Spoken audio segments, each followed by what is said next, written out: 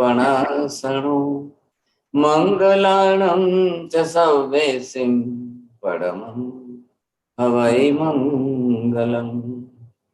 जय जगजीव जोनि वियाणो जगगुरु जगानंदो जगनाहो जगबंधो जय जगप्रिया महोदय। जय सुयाण प्रभु तीर्थयारणम् अपचिमो जय जय गुरुलोकाणं जय महप्पा महावीर। सच्चिदानंद संपूर्णं विश्वज्ञं विश्वपावनं शंखेश्वर पुरोत्तम पार्श्वनाथं नमाम्यहम्। सर्वारिष्ट प्रणाशाय सर्वाभीष्टार्थदायिने सर्वलब्धि निधानाय श्री गौतम स्वामिने नमः। श्री सुधर्मा स्वामिने नमः। अज्ञानतिमिरान्धानां ज्ञानाञ्जनशलाकया नेत्रमुन्मीलितं येन तस्मै श्री गुरवे नमः। धर्म लाभ बहुत बहुत हाँ जी, सबको धर्म। हाँ जी, चलिए।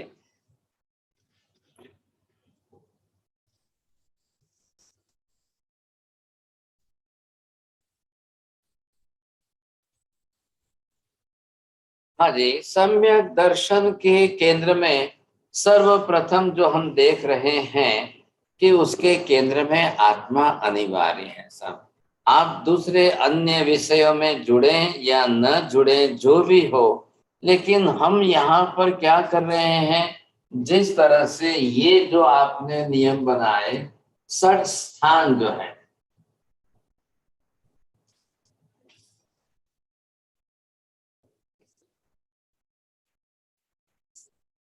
यह स्थान शब्द का सीधा तात्पर्य क्या है कि ये 6 स्थान सम्यक दर्शन के स्थान है।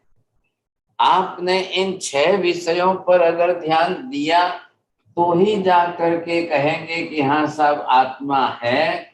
अब ये आपको निश्चित रूप से देखना है।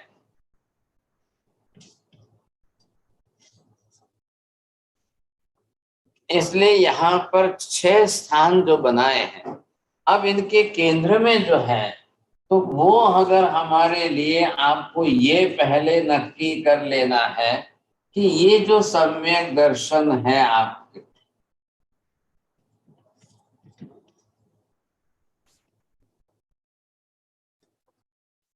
इसके लिए ये अनिवार्य हो गए, इन 6 स्थानों पर आपका होना सम्यक दर्शन के केंद्र में ये बात है। अगर हमने ये जो 6 स्थान देख लिए, किसके देखे हैं? आत्मा के विषय के देखे हैं। आत्मा के विषय के देखने के कारण जो है, हमने ये देखा है यहाँ पर, ये 6 स्थान अगर आपके निश्चित है तो समझ लीजिए आपके अंदर सम्यक दर्शन है। अब इन 6 स्थानों के अंदर आपको नंबर 1, पहले आत्मा जो है कि नहीं है, आपको पहले अपनी तरफ से देखना है। ऐसा अगर आपको शंका है तो प्रश्न चिन्ह है, नहीं है तो प्रश्न चिन्ह मत लगाइए। सब बात पूरी हो गई। अब नंबर 2 के अंदर वही आत्मा जो है वो कैसी है साहब, इसके बाद इसका, अब आत्मा को मान करके भी आत्मा को त्रिकाल नित्य मानते हो या नहीं, ये बड़ी बात हो जाएगी साहब। ऐसी स्थिति के अंदर केंद्र में हमको ये रखना है कि आत्मा नित्य रूप से है। इधर तीसरे अंदर आप ये देखेंगे आत्मा ही कर्म का करता है।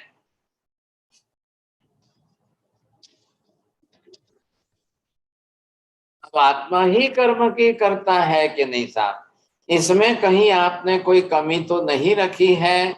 ऐसी मान्यता मानने में कहीं आपने थोड़ी सी भी कोई कमी रखी हो तो ध्यान रखना।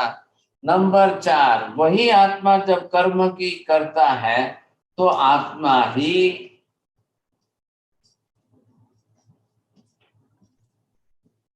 अब कर्म फल की भोक्ता।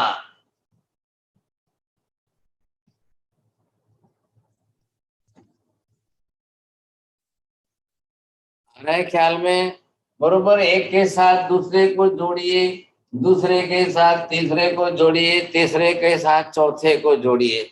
ये अनिवार्यता हमारी कैसे हो रही है, एक भी इसमें से कम किया तो मुश्किल हो जाएगी बात। अब वही आत्मा अगर है तो ये आपको 5वें स्थान पर क्या देना है। अब आत्मा का जो है वही मुख्य स्थान जो मोक्ष है, ये आपको कंपलसरी निश्चित करना है। और ये छठा स्थान मोक्ष प्राप्ति का उपाय भी है कि नहीं।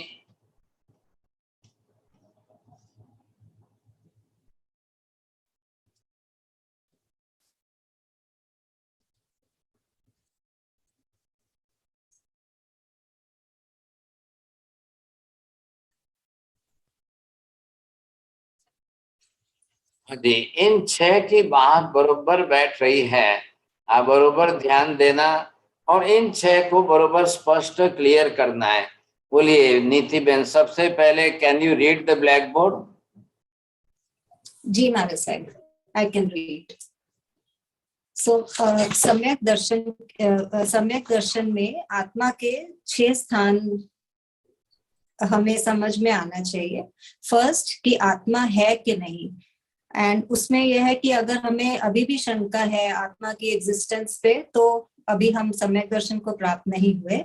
सेकंड स्टेप इज आत्मा का स्वरूप हमने सही समझा है कि नहीं। आत्मा तो मान लिया कि है, लेकिन उसका स्वरूप त्रिकाल नित्य है, ये हमने समझा या नहीं।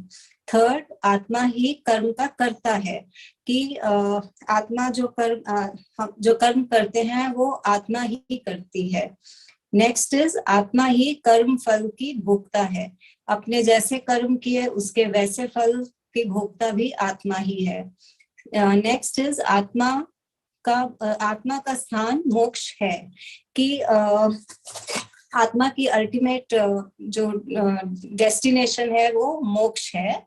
एंड देन नेक्स्ट इज मोक्ष प्राप्ति का उपाय क्या है, कि उस मोक्ष को प्राप्त करने की कैसे उपाय है। Very good, you are getting the first prize, very good. हाँ, अब आपने स्टार्टिंग में क्या बोला, आत्मा है कि नहीं। Don't use the word doubtful word, you see, don't use the sentence also the doubtful. Now this is the form confirm that yes there is atma, that is your confidence, that is your last word, you say with the confidence. Don't use the doubtful word. आत्मा है कि नहीं, है कि नहीं बोलना है। आत्मा है, निश्चित है, इसमें कोई शंका नहीं है मुझे। There is no doubt at all. जब तक आप शंका में रहेंगे, if you are in that doubt, you see is there existence of atma और नॉट, यू सी, वहां तक आपकी द्विधा बनी रहेगी। अब सम्यक दर्शन किसके साथ है, द कंफर्मेशन दैट, कंफर्म हो गया कि हाँ सब कंपलसरी आत्मा है। अब मुझे कोई शंका ही नहीं है साहब, बिल्कुल नहीं।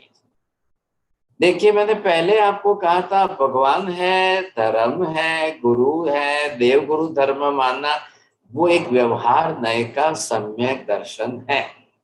इधर हम जो 67 पॉइंट जो हम देख रहे हैं उसके अंदर आपको 67th, 66th, 65th, 64th, 63rd and 62nd, बस ये आपके लिए फाइनल हो गया। Now the today the whole subject is going to be close.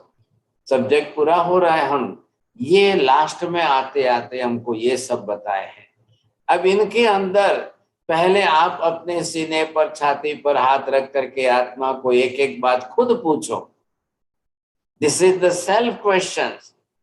You must ask your own self, don't ask to others. ख्याल है कि आत्मा को, अपने आप को, अपनी आत्मा को खुद को पूछना है। मैं पहले मेरा डिसीजन ले लूं, मुझे मेरा निर्णय करना है, तो ये जब आपके अंदर बात पहली सेट हो जाए, मैं क्या स्वीकार रहा हूं, अपनी छाती पर सीने पर हाथ रखकर अपने आत्मा को पूछो, आत्मा है, इसमें कोई डाउट आ रहा है अंदर से आत्मा की स्पिरिचुअल वॉइस जिसको हम कहते हैं अंतरात्मा की आवाज, वो हल्का सा भी अगर डाउटफुल बोले तो वहां पर आप रुक जाइए, सम्यक दर्शन में नहीं आएंगे। नंबर सेकंड, मात्र है से काम नहीं चलने वाला है। हाँ जी मैं भी बोलता हूँ आत्मा है, हाँ जी मैं भी बोलता हूँ आत्मा है से काम नहीं चलने वाला है। आत्मा त्रिकाल नित्य है।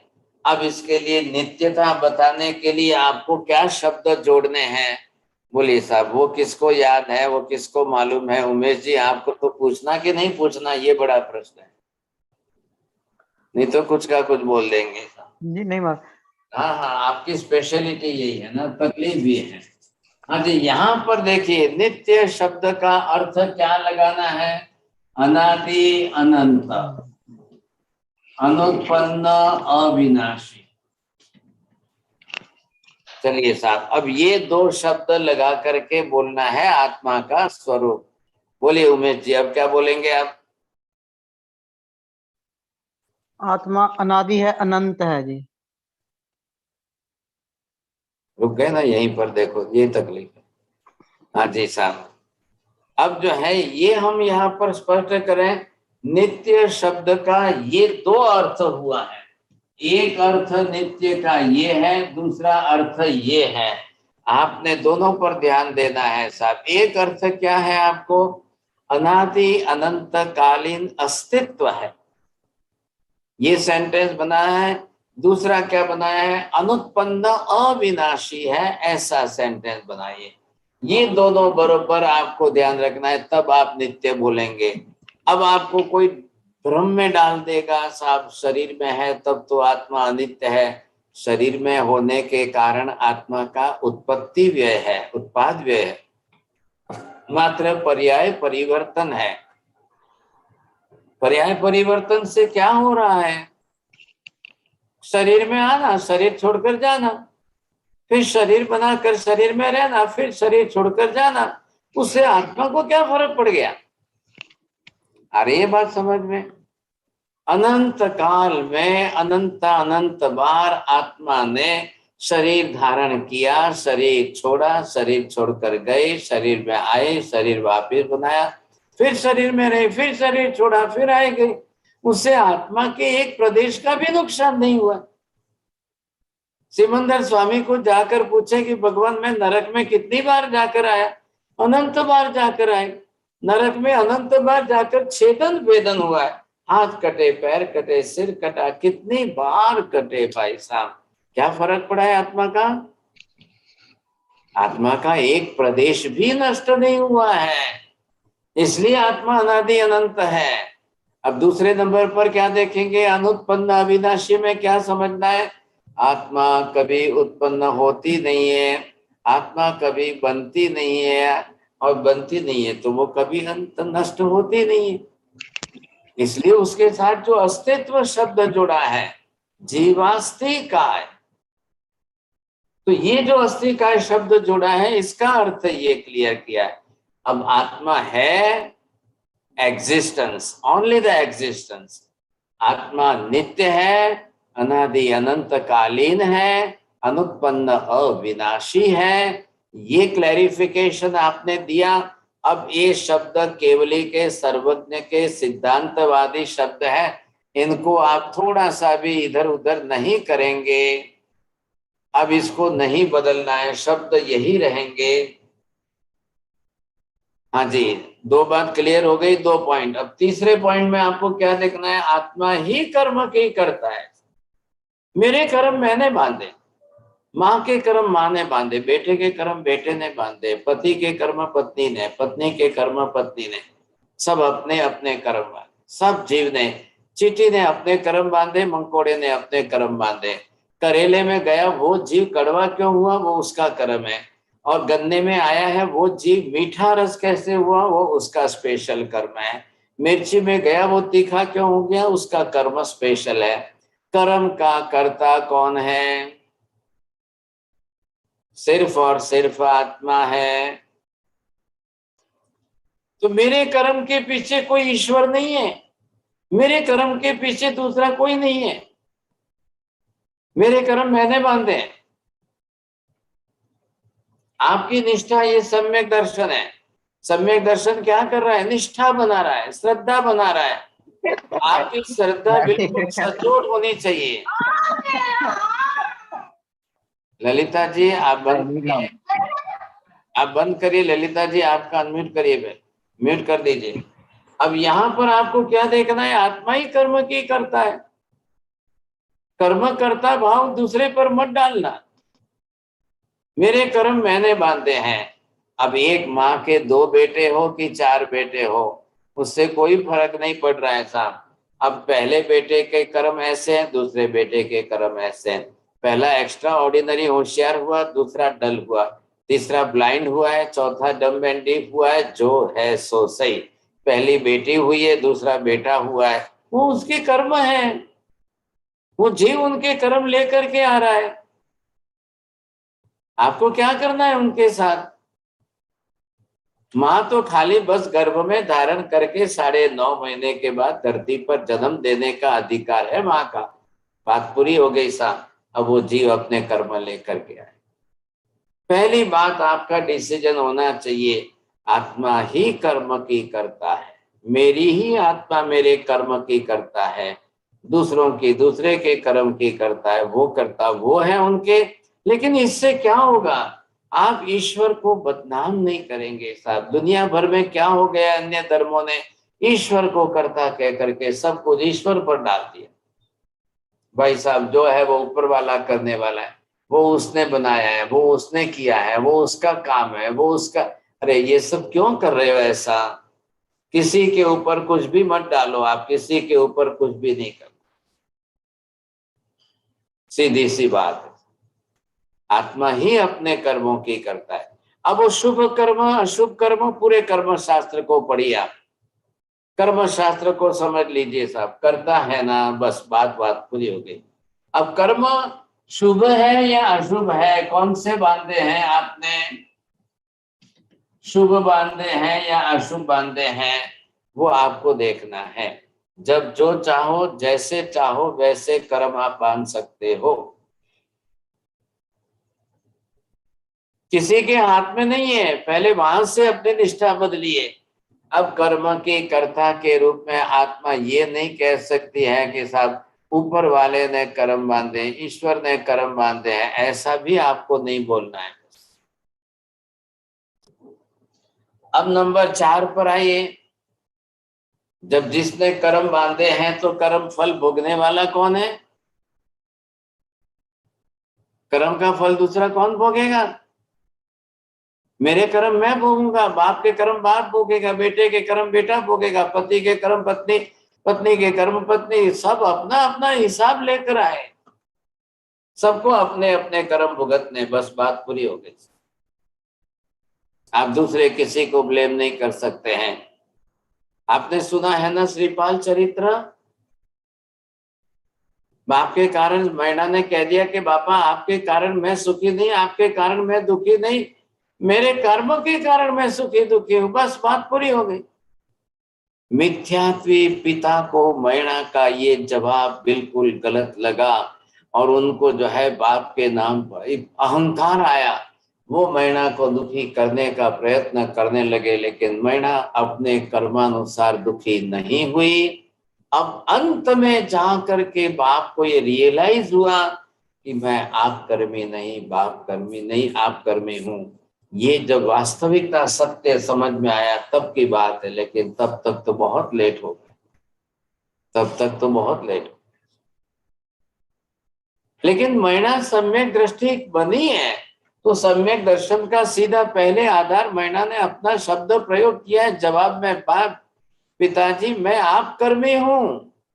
बड़ी हिम्मत के साथ, बड़ी धाड़स के साथ जो है मैना ने पिता के सामने जवाब दिया। लेकिन मैना की दूसरी बहन सुर सुंदरी ने जो जवाब दिया कि मैं बाप कर्मी हूं, और उसका भविष्य जब आया तब उसको भी स्वीकार करना पड़ा कि मैंने बाप को खुश करने के लिए उस दिन मात्र बोला था कि मैं बाप कर्मी हूं, लेकिन वैसा नहीं। ये सच्चाई हमारी सामने आनी चाहिए। जब आप कर्म किए हैं तो कर्म का फल भुगतने वाला कौन है? अगर आपने शुभ कर्म किए हैं तो सामने आपको सुख मिलना ही मिलना है, इसमें कोई दो राय नहीं है। अगर आपने अशुभ कर्म किए हैं तो अशुभ कर्म का फल दुख मिलना ही मिलना है, इसमें भी कोई दो राय नहीं है। बस ये पहले स्पष्ट कर लो, कर्म हमारे किए हुए हैं, कर्म का कर्ता मैं हूं, तो कर्म के फल का भोक्ता भी मैं ही हूं। आज लोगों को हम देखते हैं तो सर्वसामान्य रूप से लोग क्या, हाँ હું પણ ધર્મ માનું છું, ભગવાન માનું છું, મંદિર જાઉં છું, पूजा करूं છું, सामायिक करूं છું, ये सब बोलते जरूर हैं, लेकिन कर्म की श्रद्धा इतनी नहीं है लोगों की, ये देखा गया है। भगवान को मानते हैं, गुरु को मानते हैं, धर्म को मानते हैं, सामायिक करते हैं, माला गिनते हैं, जाप करते हैं, आप प्रतिक्रमण करते हैं, लेकिन जब कर्म की बात आती है तब उनकी भी जो है श्रद्धा डिगमग होती है। वहां पर वो नहीं ऊपर वाले को, फिर ऊपर वाले को, सब ईश्वर को, मैं सब करना हरता तो वही है ना, आखिर करता हरता तो वही है, वही करता है, वही सुख देता है, वही दुख देता है। फिर लोग जो है उस तरीके से मान करके अब उनके पीछे जिंदगी भर आराधना करते हैं, हे भगवान मेरे सब दुख दूर करो, हे भगवान मुझे सब सुख दे दो, हे भगवान मेरे सब दुख दूर करो, हे भगवान मुझे सब दुख दे दो। बस यही चलता रहेगा, जिंदगी भर यही चलता रहेगा, फिर क्या फायदा होगा? ऐसी गलती हमको नहीं करनी है।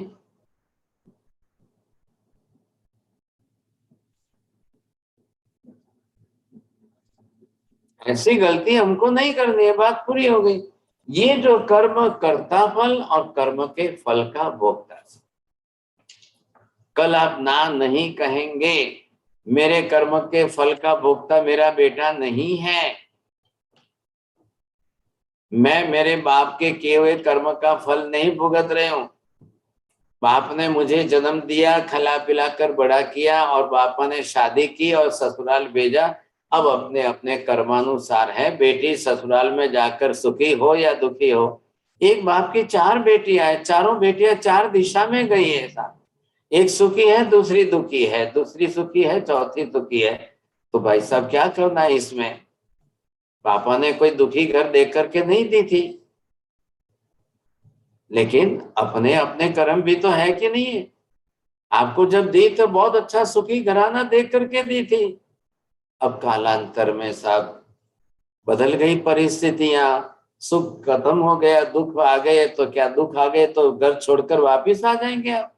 जी ऐसा नहीं होता है, सुख दुख दोनों आपके साथ है, सुख में भी ससुराल है और दुख में भी ससुराल है। कोई दुख में ससुराल छोड़ करके मायके नहीं आना है, ये तो नियम है। तो कर्म सत्ता को स्वीकारो ना, कर्म सत्ता को स्वीकारिए आप। कर्म की कर्ता, कर्म का कर्ता भी मैं ही हूं, तो किए हुए कर्मों का फल भी मुझे ही भुगतना है। अब दूसरों पर नाम मत देंगे, आप दूसरों पर कोई निमित्त नहीं डालेंगे। आइए आगे बढ़िए। आत्मा का अब स्थान कौन सा है? अब आत्मा को कहाँ जा करके उसका स्थान कौन सा है, वो पहले निर्णय कर लो।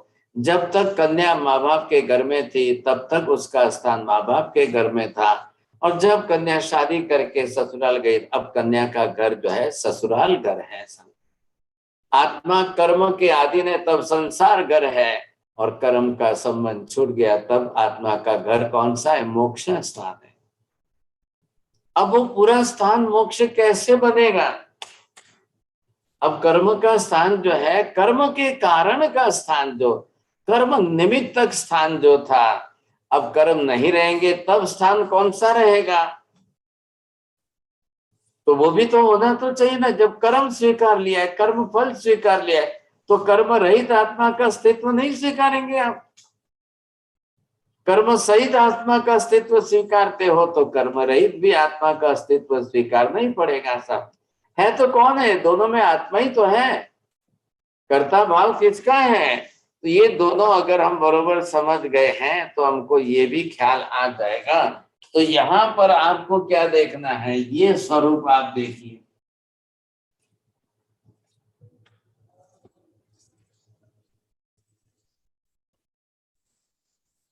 तो यहां तक जो है ये सारा संसार है। अब ये आत्मा है और इसने जिस तरह से ये जैसे अपने ये कर्म जो बांधे हैं, ये कर्म है।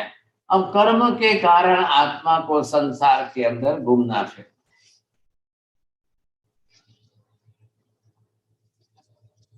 अब यही आत्मा एक दिन जब सर्वथा बिना कर्म के हो करके मोक्ष में चली जाए, अब वहां पर आत्मा का स्वरूप कैसा है? ये जो स्थान है यहाँ पर, ये मोक्ष का स्थान। हाँ, तो मोक्ष का स्थान आप किसको कहेंगे साहब?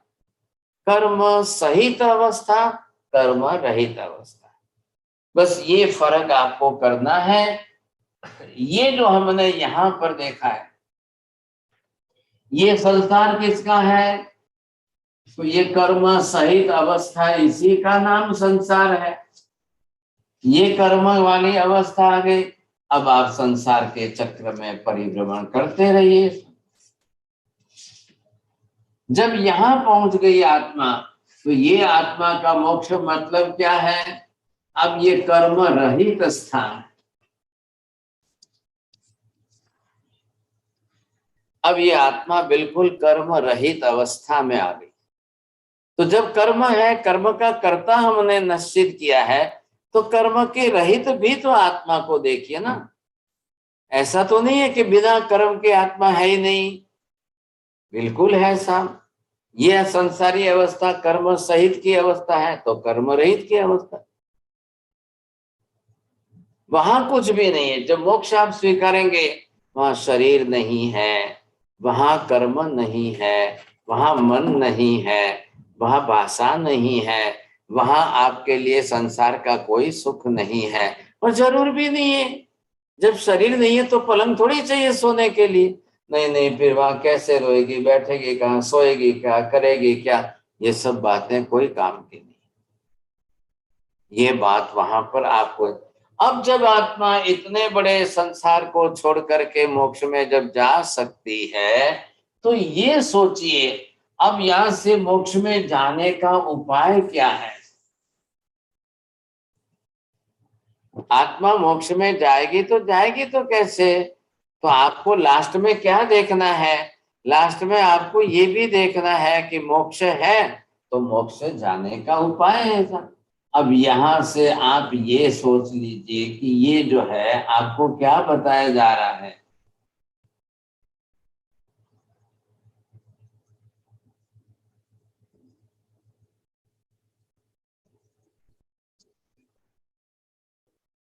इसको आपने जो ये उपाय है, इसका नाम मोक्ष मार्ग दिया।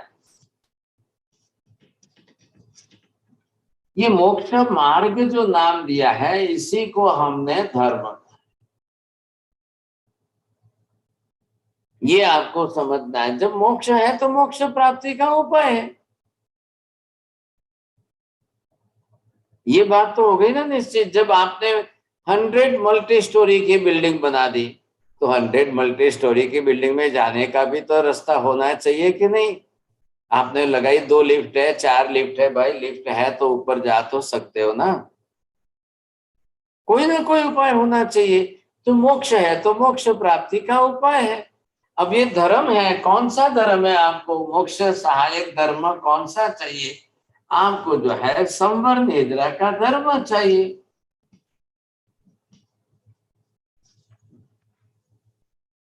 जब मोक्ष है तो मोक्ष प्राप्ति का सहायक साधन क्या है साहब?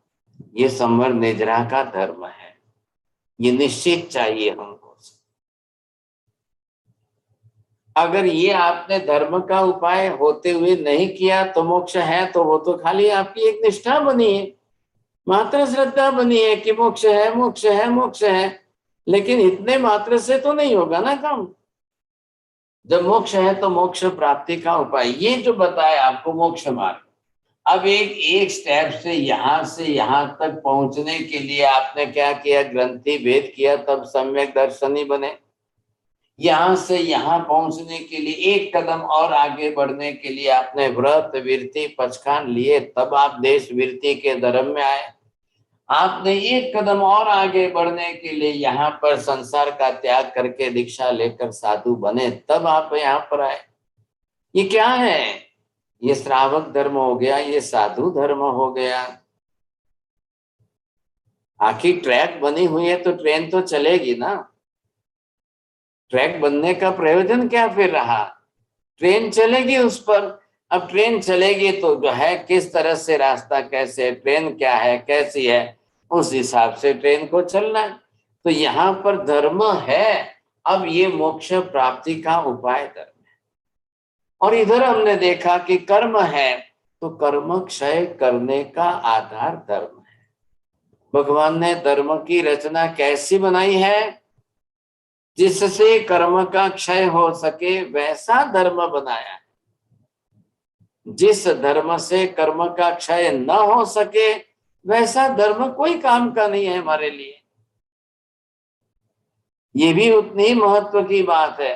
अगर धर्म है और कर्म का क्षय ही ना कर सके, वो धर्म क्या काम का? दुनिया में कई प्रकार के धर्म हैं, कई लोगों के पास कई प्रकार के धर्म हैं, लेकिन ऐसे धर्म क्या काम के जिन धर्मों से कर्म का क्षय न हो। अरे ये तो क्षय होना तो उल्टा रहा, उससे भी विपरीत जो है ऐसे धर्म दुनिया में कि जिससे ऊपर से कर्म बंध रहे। ऐसे धर्मों की आराधना, ऐसे धर्मों की उपासना आप करो, उससे तो ऊपर से उल्टे कर्म बन रहे। अब धर्म और धर्म की किताब और धर्म के शास्त्रों में लिखे अनुसार अब कोई जाकर के अपनी तरफ से जो है बकरे मार कर खाए, कोई हिंसा करके खाए, दूसरे प्राणियों को मार कर खाए।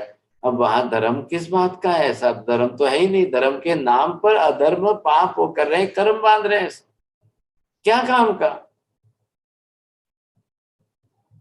हमको यहाँ पर धर्म कैसा चाहिए जो मोक्ष प्राप्ति में सहायक साधन बने, मोक्ष प्राप्त करने योग्य ऐसा सहायक साधन बने, वो धर्म हमको चाहिए। नहीं तो मतलब नहीं रहेगा।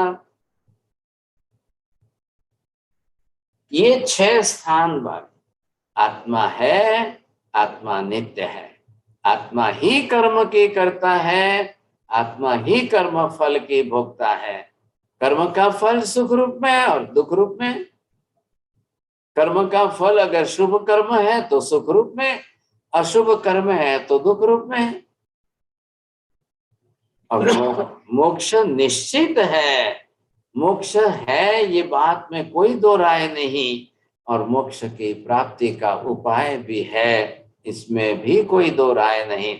कैसा है मोक्ष? अब ये आप अपनी तरह से स्पष्ट करते जाओ। कैसा है मोक्ष? जहां शरीर है ही नहीं, ऐसा आत्मा का शरीर रहित शुद्ध अस्तित्व ही मोक्ष है। जहां जन्म मरण होता ही नहीं है, ऐसा सर्वथा जन्म मरण रहित स्थान ही मोक्ष है। जहां कर्म का अंश भी नहीं है, ऐसा कर्म रहित आत्मा का शुद्ध स्थान ही मोक्ष है। जहां फिर से वापस परिभ्रमण है ही नहीं, होता ही नहीं है, उसी स्थान को मोक्ष कहते हैं। जहां वापिस आत्मा को पर्याय देह पर्याय धारण करनी ही नहीं है, ऐसी अंतिम अवस्था ही आत्मा की मोक्ष है। अब जहां एक भी गुण आवृत्त नहीं है, सभी गुण अनंत रूप में पूर्ण रूप से परिपूर्ण प्रकट है, उसी को मोक्ष कहते हैं। ये सब बातें आप 50 पॉइंट लिख करके फाइनल रखिए। बोलेंगे साहब? तृप्ति बहन 2 4 5 बोल सो।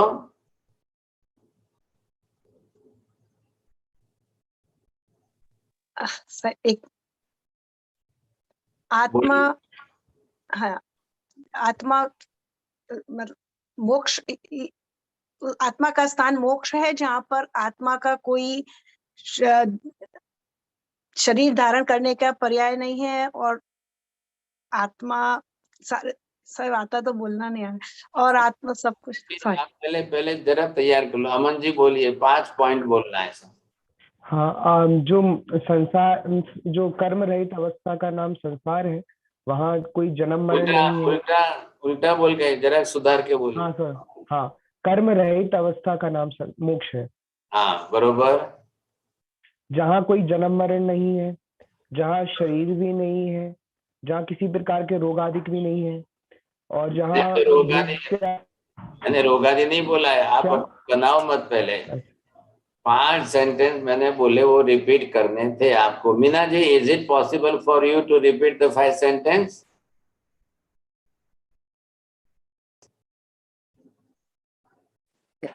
I just remember the 4 there's like first. It's a place without any karmas. It is the place without any birth or death. It is the place where it's you don't need a body because you don't have any karmas. It is an eternal place where you don't come back to take the birth again.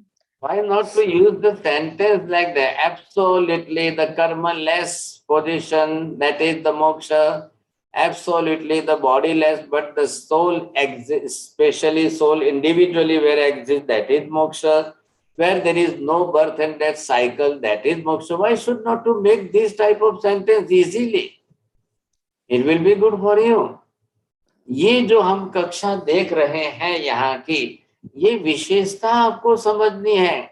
अब ध्यान रखिए माता जी, मैं क्या कह रहा हूं, आपको सबसे पहले इन बातों पर केंद्रित करना है। अब सुबह उठ करके पहले ये 6 सेंटेंस बोलिए आप। रात को सोने के पहले आप इन 6 सेंटेंसों को बोलिए आप, और बरोबर अपने सीने पर हाथ रख करके अपनी आत्मा को just ask the 6 questions every day, daily. Shall I believe it? Can I believe it or not? I am believing it or not? What is in my mind, you see? Is there any slight doubt if you are thinking that it should not be good for us? So this is सम्यक दर्शन। एक सम्यक दर्शन के लिए हम इन 6 sentence को प्रतिदिन हमारे साथ जोड़ने की कोशिश करें। जैसे सुबह आप उठते हो ना, तो आप वहां पर जैसे नवकार मंत्र का स्मरण करते हो, भगवान का स्मरण करते हो, whatever you are doing at every time, but when you are awakening, you see that time moment, you must remember all these 5 sentences. Ask these 6 questions to your own self. स्वयं अपनी आत्मा को ये 6 प्रश्न आपको पूछने हैं। प्रतिदिन पूछते समय आत्मा अंदर से, अपनी अंतर आत्मा क्या जवाब देती है, अंदर से अंतर आत्मा आपको क्या जवाब देती है, वो आपको देखना है बस। अगर आपकी सम्यक दर्शन की भूमिका बहुत अच्छी, परफेक्ट है, तो अंतर आत्मा की ध्वनि बिल्कुल पॉजिटिव आएगी, रेगुलर पॉजिटिव आएगी। और फिर उस पॉजिटिवनेस के अंदर आपका कॉन्फिडेंस कितना आता है, that is important. Please listen me practically. नीति बहन, आप समझ रहे हो मैं क्या शब्द प्रयोग करने जा रहा हूं? अपनी आत्मा के साथ का ये कन्वर्सेशन है। मैं दूसरों को नहीं पूछ रहा हूं, मैं आपको नहीं पूछ रहा, मैं तीसरे को नहीं पूछ रहा हूं। मैंने बहुत दूसरों को पूछ लिया, मैंने मेरी सेल्फ, अपनी अंतर आत्मा को कभी नहीं पूछा है। ये मुझे पूछना जरूरी है। और मेरी अंतर आत्मा की आवाज क्या बन रही है, मैंने कभी सुना ही नहीं मेरी अंतर आत्मा की आवाज। मैं तो हमेशा दूसरों से उत्तर लेकर के राजी होता हूं। अभी नीति बहन अच्छा उत्तर दे देंगे, मैं उनको कहूँ बहुत अच्छा है, फर्स्ट क्लास, आपको गिफ्ट मिलेगी, प्राइज आएगा, फर्स्ट प्राइज। लेकिन मैं कभी अपनी अंतर आत्मा को तो पूछूं। Why should not I can ask my own self? what my internal voice is, what type of most soul's voice you see inside, that I want to understand, that I want to know. अब वो अगर बिल्कुल doubtless है, absolutely free from all doubts, अब उसके पीछे उसका ज्ञान जुड़ा है, वो ज्ञान के साथ सम्यक दर्शन आ रहा है, ज्ञान के साथ सम्यक दर्शन है। आप उसको ध्यान में लीजिए, आप उसके साथ जुड़िए। अगर अंतर में ज्ञान तत्व का, आत्मा के विषय का ज्ञान, पदार्थ ज्ञान, तत्व ज्ञान, ये आपका सही है, तो आपकी अंतर आत्मा की आवाज बरोबर सही आएगी, और तब जाकर के हम ग्रंथि भेद करके सम्यक दर्शन की भूमिका में आए। ये हमको करना है, अनिवार्य करना है। ये मात्र आपने सुन लिया, समझ लिया, सीख लिया, ऑल दिस 67 पॉइंट्स, ये जब हम थोड़े से सेल्फ रियलाइज करेंगे साहब, तब हमको बिल्कुल अंदर जवाब मिलेगा, हाँ जी मैं शुद्ध सम्यक दृष्टि हूँ, मैं निश्चित सम्यक दृष्टि हूँ। अब उसके बाद हम जो है इस क्षायोपशमिक भाव को क्षायित करने की प्रक्रिया में हमको जाना है। अब कैसे हम करेंगे इसको? क्षायोपशमिक है, अब बढ़ाते बढ़ाते आप करते करते अब इसको क्षायिक कैसे बनाएंगे, ये इसकी विशेषता तो तब आएगी सब। लेकिन ये हमको आत्मा के साथ टूटना तो पड़ेगा। वो जो हमने प्रार्थना कर ली ना, सव्वाइम जिणे सर्वास्याइम वैणाइम नन्नहा हुन्ते य बुद्धि जस्समणे सम्मत्तम निश्चलम तस्स, वो प्रार्थना है। सम्यक दर्शन की आपको डेफिनेशन के साथ की प्रार्थना थी, लेकिन सम्यक दर्शन किस पर बेस रखा हुआ है, वो ये 6 स्थान आपको बता।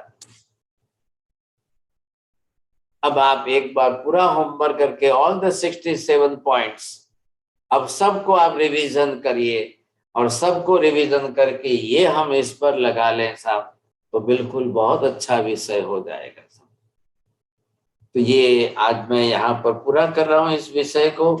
अब ये क्लास भी पूरी हो रही है यहाँ पर, और आज सैटरडे है तो हमको एक थोड़ी 5-10 मिनट में दूसरी क्लास चालू करनी है।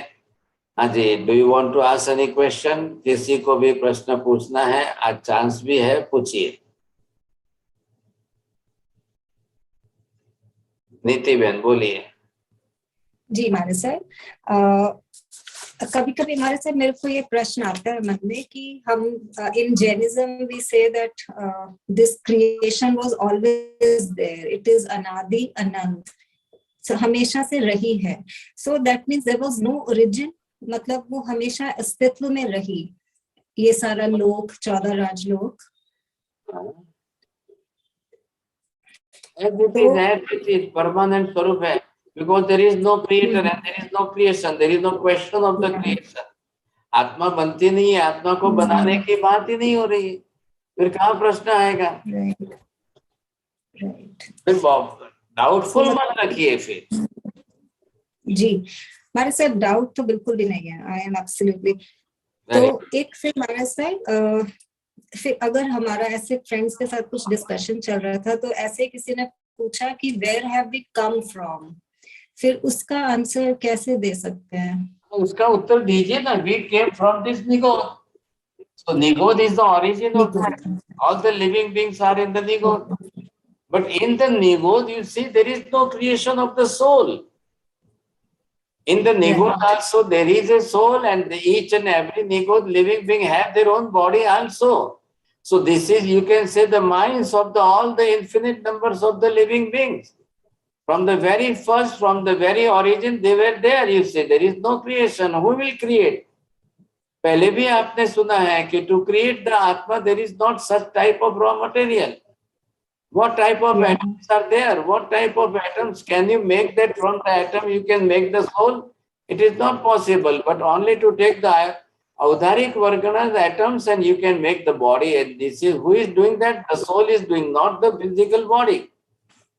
So there is no question of the creator of the whole universe. This Dharmastikaya, it is Adrashya. Adharmastikaya, Adrashya. Akash is Adrashya. अदृश्य, Arangi, अरूपी, अवर्णी, अगंधी, अरसी, asparshi, amurta. All the four dravyas are like this. Only the Pudgal have varna, gandha, rasa, sparsha. So what about all the four dravyas? How to create them? Even for the God, it is not possible to create everything. Those who are believing that the God is the creator, according to them also, if you will ask them, they will say, no, no, no. We can't prove that the God is the creator. He had created all the things. It is not possible for them to prove. But only to believe that they can say, yes, yes, according to our tradition of the religion, we are believing. We are believing. To believe is a different thing, and according to the proper knowledge, to prove it is very difficult. Bolo, Chandresh bhai, so one more point.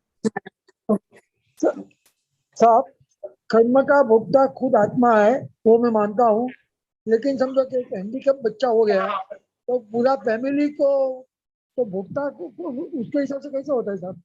कर्म का संबंध भी तो मानो ना जी। जब कर्म मानना है तो कर्म के संबंध में साथ में जुड़े हैं ना पूरी फैमिली।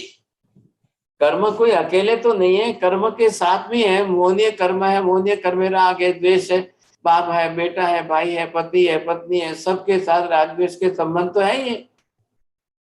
तो वो राग द्वेष के संबंध के कारण ही कर्म का फल। अब बेटे से बाप को दुखी होना कि बेटे से बाप को सुखी होना, वो उस कर्म पर आधार है।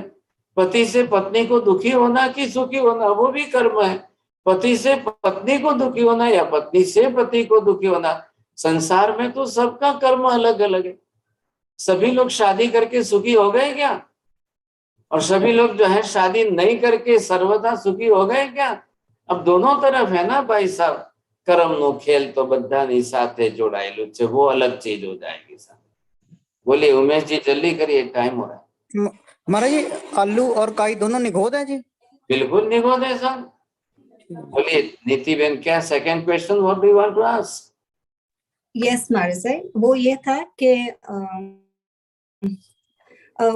like what is the difference between Sansar and Siddh Shila? Because sometimes I feel Siddh Shila is also a part of Sansar because they have not crossed. Why you are just questioning about the Siddha Shila? There is no relation with the moksha, nothing at all. It is the artha.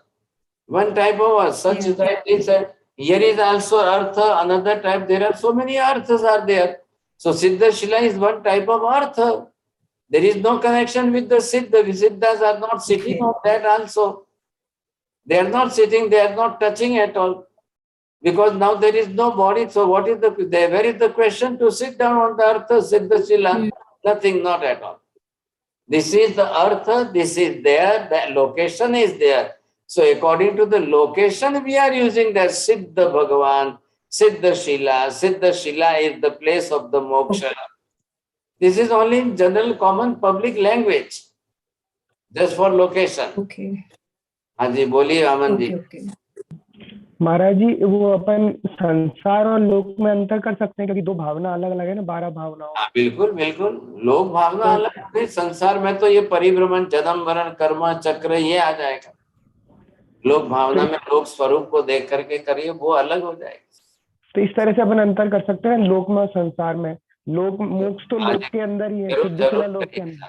बिल्कुल करिए। नमो हरियंताणम, नमो सिद्धाणम, नमो आयरियाणम, नमो वज्रायाणम, नमो लोए सर्वसाहुणम, एसो पंच नमोकारो सर्वभावपणासनो, मंगलाणं च सर्वेशं परमं हवै मंगलम। मंगलम भगवान वीरो, मंगलम गौतम प्रभु, मंगलम स्थूलिभद्राद्य जैन धर्मोस्तु मंगलम। चत्तारि मंगलम अरिहंता मंगलम, सिद्धा मंगलम, साहु मंगलम, केवले पन्नतो धम्मो मंगलम। चत्तारि लोकोत्तम, अरिहंता लोकोत्तम, सिद्धा लोकोत्तम, साहु लोकोत्तम, केवले पन्नतो धम्मो लोकोत्तमो।